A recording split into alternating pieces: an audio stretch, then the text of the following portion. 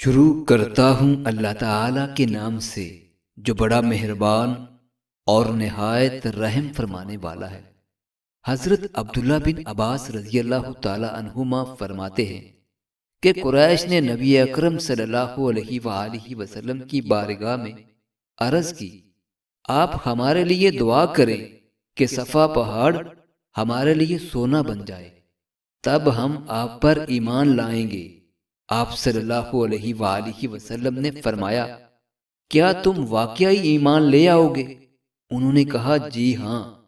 تب نبی اکرم صلی اللہ علیہ وآلہ وسلم نے دعا مانگی۔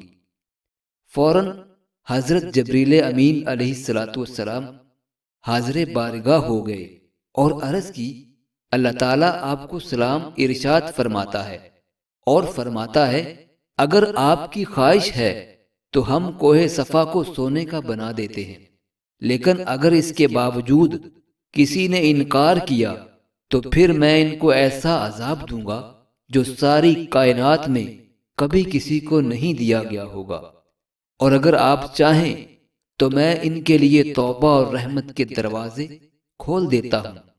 حضور صلی اللہ علیہ وآلہ وسلم نے فرمایا، ٹھیک ہے یا اللہ، ان کے لیے توبہ اور رحمت کے دروازے کھول دے۔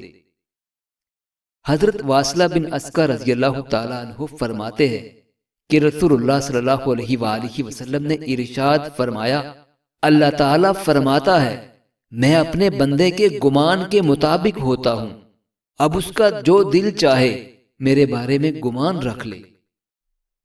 معزز ناظرین، اللہ تعالی ہم سب کو نبی رحمت صلی اللہ علیہ وآلہ وسلم کی ان احادیث مبارکہ پہ عمل کرنے کی توفیق عطا فرمائے، آمین۔